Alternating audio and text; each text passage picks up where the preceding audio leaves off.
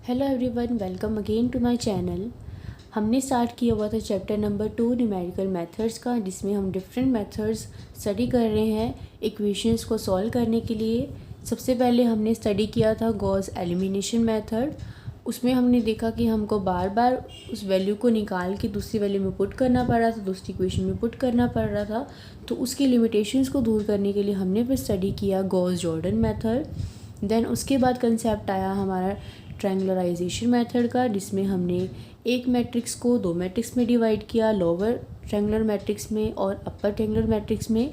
एक में हमने क्या किया, एल के डायगोनल एलिमेंट्स को 1 पुट किया और एक में हमने यू के एलिमेंट्स को पुट किया 1 डायगोनल एलिमेंट्स को, और उससे हमारी दो मेथड बन गए। जिसमें एल के डायगोनल एलिमेंट्स को पुट करते हैं उसको बोलते हैं डूलिटल मेथड, और जिसमें यू के डायगोनल एलिमेंट को 1 पुट करते हैं उसको बोला जाता है क्राउड्स ट्रायंगुलराइजेशन मेथड।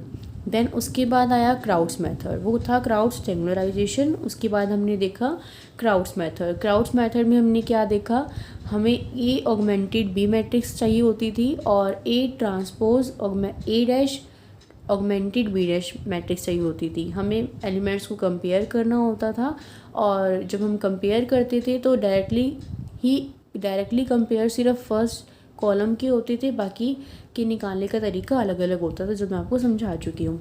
देन लास्ट हमने डिस्कस किया था चॉलेस्की मेथड्स, जिसमें हमने ए मैट्रिक्स को दो मैट्रिक्स में डिवाइड किया था, एल और एल के ट्रांसपोज में, और साथ ही चॉलेस्की मेथड को इन्वर्स फाइंड आउट करने के लिए भी यूज़ किया जाता है। ठीक है, सो ये सारे मेथड्स मैं आपको करवा चुकी हूँ। इस वीडियो के डिस्क्रिप्शन बॉक्स में भी मैं आपको कंप्लीट प्लेलिस्ट का लिंक दे दूँगी, वहाँ से आप उन सभी मेथड्स को कर सकते हो। सो अगर आप मेरे चैनल पर नए हैं तो प्लीज़ चैनल को सब्सक्राइब ज़रूर कर देना और साथ में नोटिफिकेशन बेल को हिट कर देना।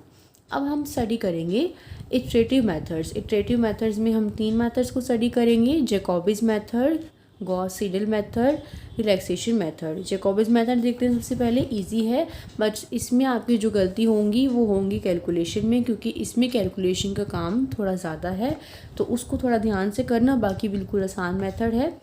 क्या है देखो इसमें, this iteration method is applicable only when each equation of the system contains one coefficient much larger than the other in that equation and the larger coefficient in different equation correspond to the different unknown.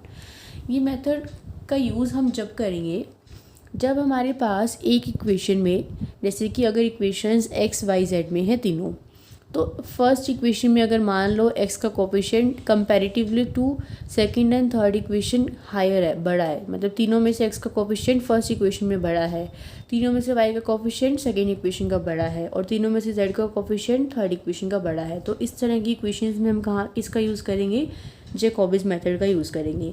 इसमें हम क्या करेंगे, initially value को ले लेंगे। अभी मैं आपको क्वेश्चन की हेल्प से समझाती हूँ, क्योंकि ऐसे आपको कंसेप्ट समझ में नहीं आएगा। देखो कैसे करने हैं क्वेश्चंस को, सीधा देखते हैं एग्जांपल से।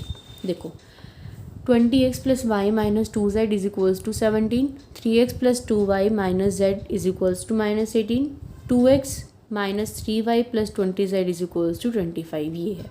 ठीक है, अब इसमें देखो x का कोफिशिएंट बड़ा किसका है, सबसे बड़ा x कोफिशिएंट कहाँ पे है, यहाँ पे है, क्या है 20। y का कोफिशिएंट तीनों इक्वेशन में सबसे बड़ा किसका है, ये रहा 20, और z का कोफिशिएंट सबसे बड़ा किसका है 20, ये रहा। तो जो भी बड़े कोफिशिएंट्स हैं उनकी वैल्यू को निकाल लो।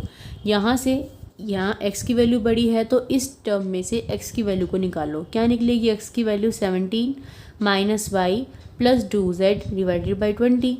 यहाँ से y की वैल्यू क्या निकलेगी, -18 - 3x + z / 20।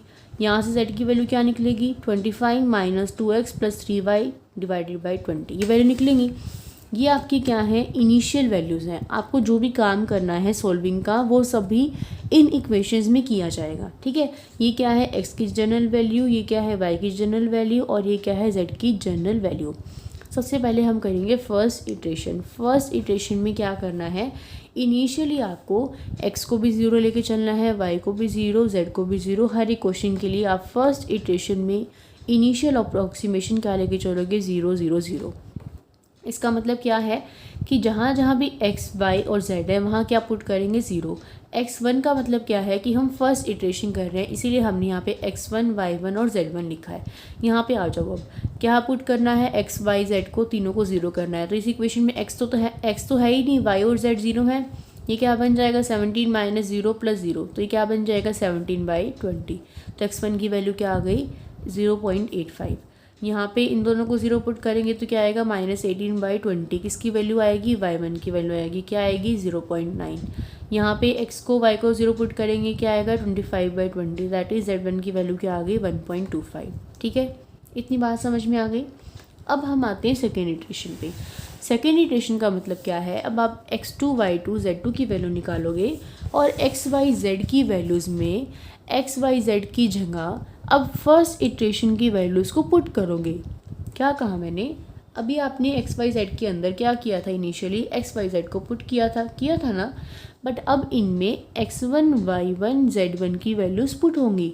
जैसे कि यहाँ पे 17 माइनस वाई प्लस 2z है, तो 17 माइनस वाई की जगह क्या पुट होगा अब 0.9, z की जगह क्या पुट होगा अब 1.25, यहाँ पे x की जगह क्या पुट होगा 0.85, z की जगह क्या पुट होगा 1.25।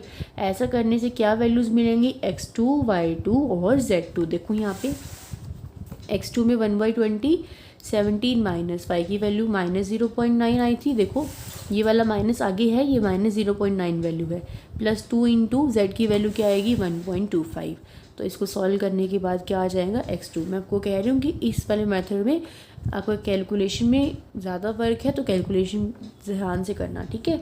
x2 की वैल्यू आ जाएगी, y2 के अंदर x और z की वैल्यू पुट करी, ये x की वैल्यू, z की वैल्यू, y2 की वैल्यू आ गई, z2 के अंदर ये x की वैल्यू पुट करी, ये y की वैल्यू पुट करी, z2 की वैल्यू आ गई। ठीक है, अब क्या करेंगे, अब x2 y2 z2 की वैल्यूज़ को पुट करेंगे किस में, इस वाली इक्वेशन में। अब यहाँ पे क्या पुट करेंगे, अब जो ये x2 y2 z2 की वैल्यूज़ आई हैं, तो देखो 1/20, 17 माइनस वाई की वैल्यू क्या आई है -0.965, तो 17 माइनस वाई की जगह ये वैल्यू पुट हो गई, प्लस 2 इंटू जेड की जगह क्या पुट होगा ये। ठीक है, ऐसे ही सिमिलरली एक्स वाई जेड की वैल्यूज़ अब नहीं, मतलब आपको ध्यान क्या रखना है, ध्यान ये रखना है कि वैल्यू पुट किस में करनी है, जो स्टार्टिंग में जनरल वैल्यू आएगी।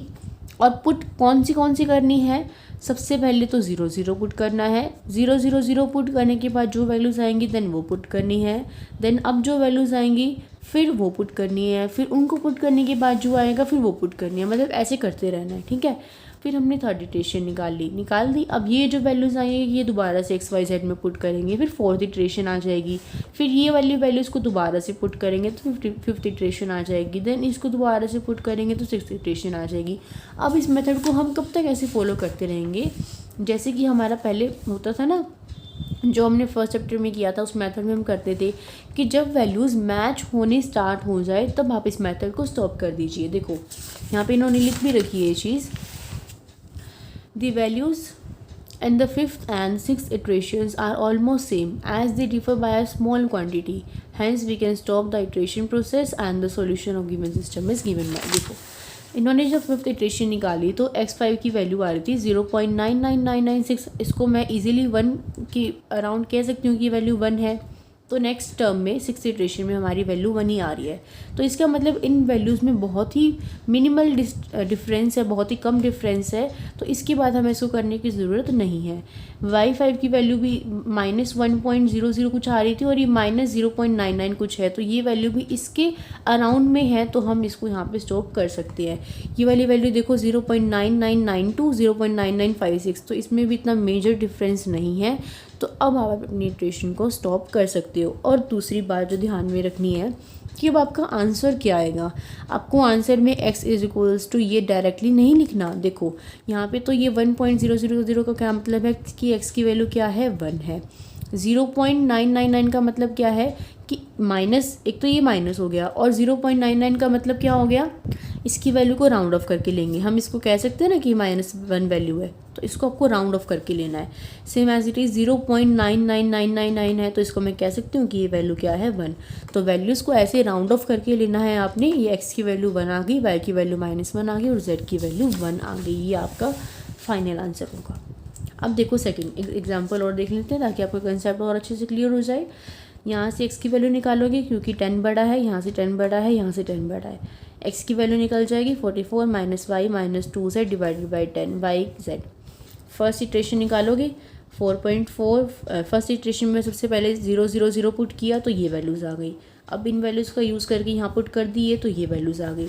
देखो मैं आपको मेन स्टेप बता देती हूँ, ये वाला देखो वैल्यू आ रही थी 3.0096, देन उसके बाद 2.9997 आ गई। तो इसके बाद हमारी नेक्स्ट वैल्यू 3 पॉइंट ही होगी कुछ, तो 3 और 3 सिमिलर ही है, तो इसकी वजह से हमने नेक्स्ट वैल्यू को नहीं निकाला।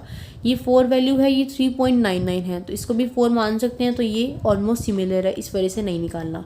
4.99 है, इसको 5 मान सकते हैं, और ये 5 ही है, तो इस वजह से आप आगे इसको नहीं निकालोगे। ठीक है, अब देखो इसकी वैल्यूज़ कैसे लेंगे। x की वैल्यू क्या आ रही है 2.99। अगर ये 2.00 होता तो मैं इसको 2 लेती, बट यहाँ पे 2.99 है, तो x की वैल्यू को क्या लेंगे 3। यहाँ पे 3.99 है, तो y की वैल्यू क्या आ जाएगी 4, और यहाँ पे 4.99 है, तो z की वैल्यू क्या बन जाएगी 5। तो ये था आपका जैकोबिस मेथड। उसके बाद सीधा आपकी बुक में गॉस सीडल मेथड दे रखा है, आपको ये दोनों एग्जाम्पल करने हैं, और साथ में जो एक्सरसाइज में क्वेश्चन है दो ही क्वेश्चन है, 2 ही एग्जाम्पल है। 4 क्वेश्चन से आपको जैकोबिस मेथड को अच्छे से प्रैक्टिस करना है। दोनों में से कोई क्वेश्चन नहीं होता, कोई डाउट आता है तो मुझसे पूछ लेना। ठीक है, ओके, समझ में आ गया होगा। अभी गॉस सीडल मेथड जो है वो इससे मिलता जुलता ही है। ये अगर समझ में आ गया जैकोबिस मेथड तो वो भी समझ में आ जाएगा। उसकी इस मेथड की थोड़ी सी इंप्रूवमेंट उसमें है, देन हमारा फिर 2 ही मेथड रह जाएंगे, देन ये चैप्टर कंप्लीट हो जाएगा। Okay, so see you all in the next video. Till then bye bye, take care, keep watching, keep studying.